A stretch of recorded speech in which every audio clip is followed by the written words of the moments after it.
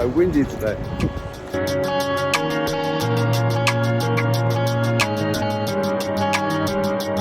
So just finished my meditation, and today's session was a lot better than 2 days ago. Unfortunately, I said in yesterday's video that I was going to do some meditation last night. I didn't, but I chose to go to sleep earlier because I was just feeling absolutely beaten up, and it was nice because I was able to spend a little bit more time with Chloe and Hannah rather than spending just 20 minutes on myself. So today's meditation, after I'd gone through about the 10 minutes-ish of Sam Harris's Waking Up, I then had my 10 minutes of essentially introspection. Through that, I was getting a little bit annoyed with myself because I was like, you're supposed to be clear-minded and stuff like that. And then I started to ask myself, why am I doing this meditation in the first place? Now, a lot of it is part from influence of others. A lot of the time when you look through self-development and, look at what, say, high-performing people do, meditation is something that happens across the board. But what tends to be missing is the context into why they're meditating and necessarily what they're thinking about. So what was quite nice was today I kind of was just asking myself that, and then I come up with just like 3 words in my head which were kind of just resonating, which was doubt, content, satisfaction. So it started to make me ask myself why. Now, the initial thing was doubt in why am I even meditating? What am I doing? One of the lifestyle habits that I've given myself through this Focus 30 to try and keep up with over 30 days. Even if I don't see there necessarily being an actual benefit right now, who knows after 30 days on how I feel towards meditation. That led me to content, where I was just like, look, just, you're happy with how things are at the moment. There's no harm in experimentation. So let's just stick with it. You've committed to yourself that on YouTube that you're going to post daily vlogs for 30 days. And as part of that, you've said you will meditate. So that's a task that I'm going to do. And when I fail, like I did yesterday, I'm going to be honest with it, because at the end of the day, that's part of the struggle. And then there was the satisfaction, which was kind of like the culmination of the doubt and the content, and like bringing it together and saying to myself, like, keep doing what you're doing. At the end of the day, you're doing this for you. Yes, you're trying to maybe help others with maybe some of the things that go through your mind, and maybe other people go through similar thoughts, and it might be insightful for some people. But at the end of the day, a lot of this is for my own self-development, and also for just proving to myself that I can follow through with things. So let's just touch on doubt, maybe in a training aspect. So my goal of 4 watts per kilo is an achievable goal. I know that I can do that. So for me, it's just about putting in the work to get there. So there is no doubt that I will get to 4 watts per kilo. However, the doubt then comes in other areas where, can I be consistent enough with my training? Can I be consistent enough with my nutrition to bring my body weight down to help me increase my power to weight ratio? And then there's doubt on if I even will follow through with it. So those 3 doubts kind of outweigh the thought of, I know I can hit 4 watts per kilo. So clearly, I don't really know if I can get 4 watts per kilo because I have 3 doubts saying to me otherwise. And it was actually recently proved to myself where I've had this goal of 4 watts per kilo. It's an arbitrary number. To be honest with you, I don't really care about hitting 4 watts per kilo, because just like everything in training for me, once you hit something, you only aim for more anyway. So 4 watts per kilo is just a goal to initially aim for. Where I'm currently at, it seems like an achievable one. And the reason I have that 4 watts per kilo goal is because that puts me well above average for the average cyclist, but also it stops me being content in who I am now. And who I am now is, I'm pretty okay at cycling. I could definitely be better, but I know I can improve, and I don't want to stay where I am now. So having that goal of 4 watts per kilo really gives me drive, and it gives me direction to all my training. And this then becomes satisfying when you achieve that goal. So when I achieve 4 watts per kilo, I'm going to be satisfied with my performance.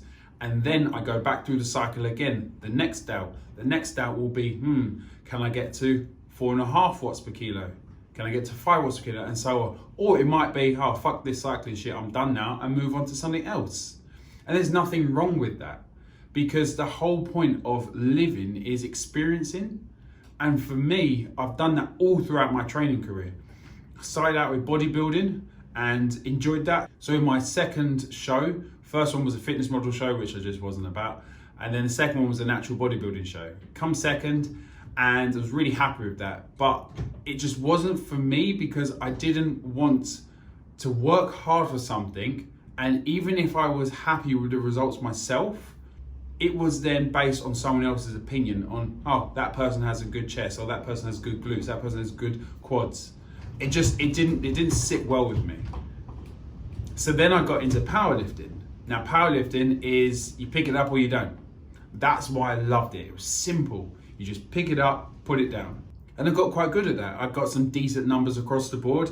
I had a 161 bench press, a 227 squat, and a 275 deadlift. So I was really happy with that.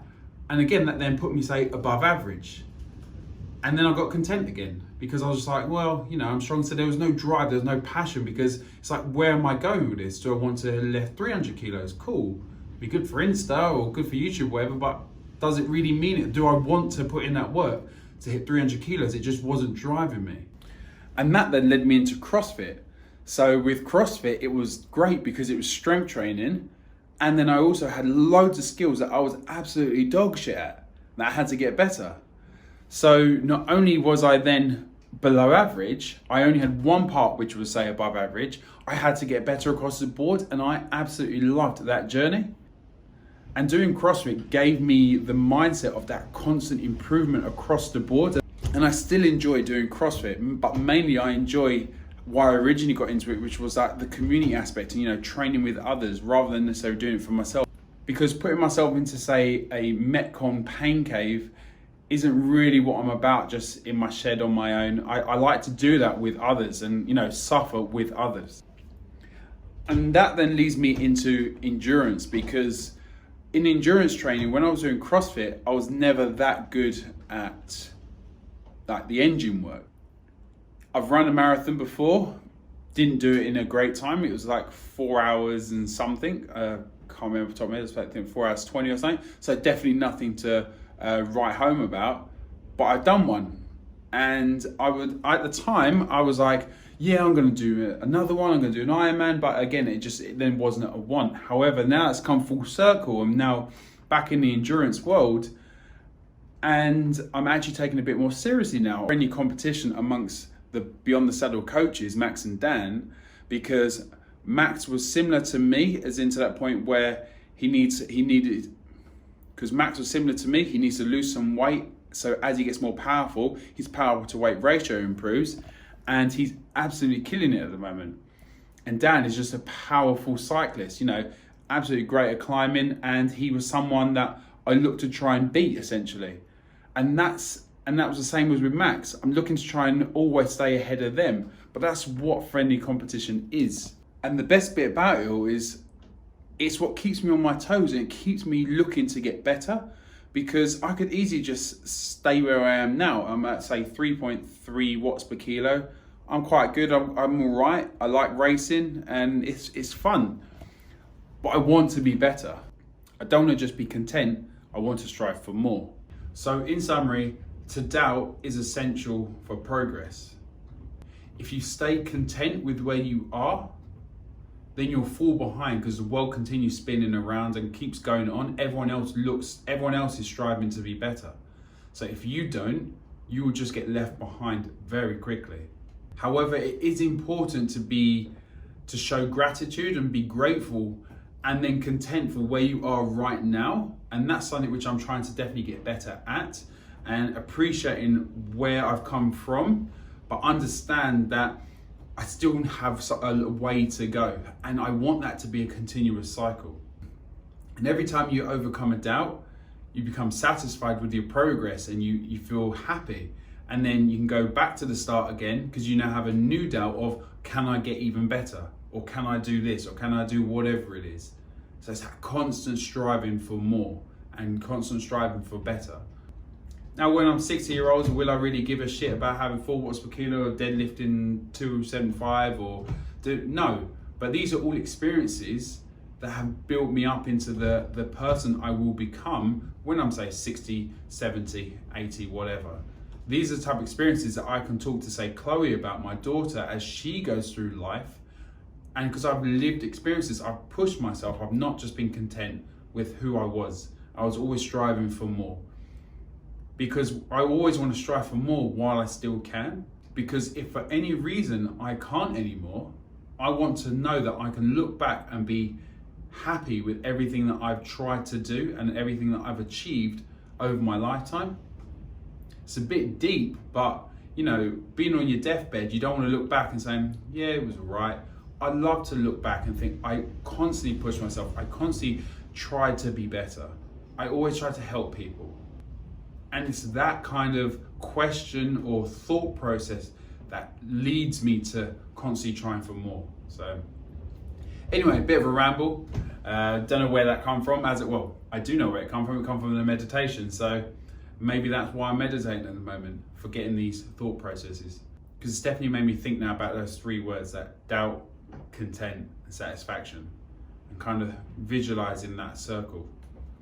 So anyway, right, it's all that before 8 a.m. Right, I've got a client at 8 a.m. over Zoom, so I'm gonna get ready and I'll catch you probably training.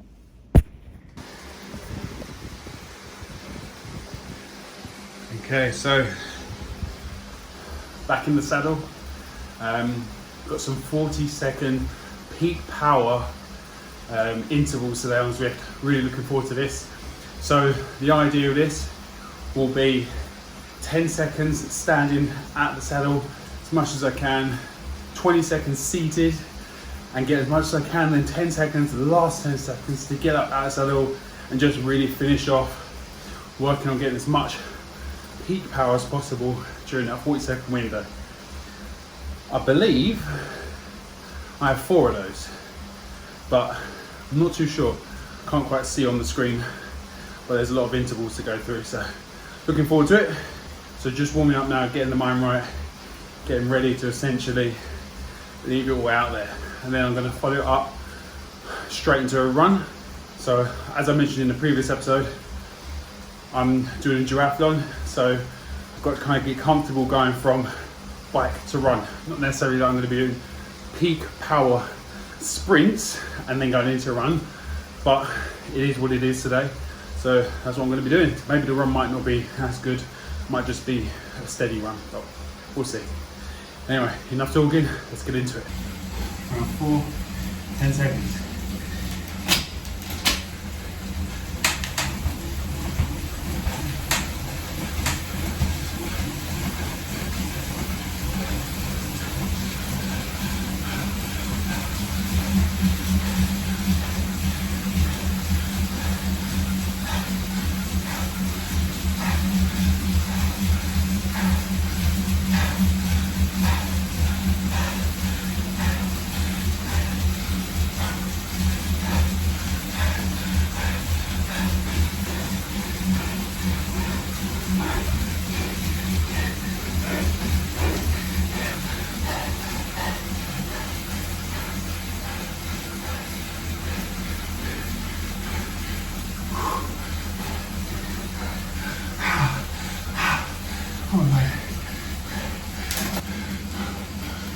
Oh, wow. Okay, that was rough. 4 out of 4 done. 2 minutes left on a 5-minute cool down. Then I've got my ramp down to negligible watts, which I'm going to really utilise, get the mind right ready for it. There were some highs, some lows, and definitely plenty of takeaways. Not really done sprints like that before, so something new. So we're looking forward to working on them and getting better. And I'll catch you on the run. Whew, feeling good. Just under 5k in, and I only plan to run 5k today, but feeling better than the last time I did a brick. The stitch wasn't as bad, and it didn't last as long. So, nearly there. Time to finish strong.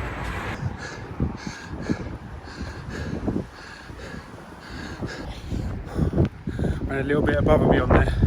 Ran for 30 minutes rather than 5k. Finished at just under 6k. Oh, that was tough.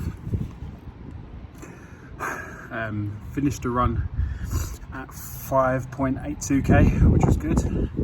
And yeah, definitely feeling it now. So gonna go and have my shower, of course cold shower, and try and recover. Got to get some work done, tidy up the house before picking up Chloe from nursery. So recovery shake, shower, work, tidy up the house, pick up Chloe. Whew.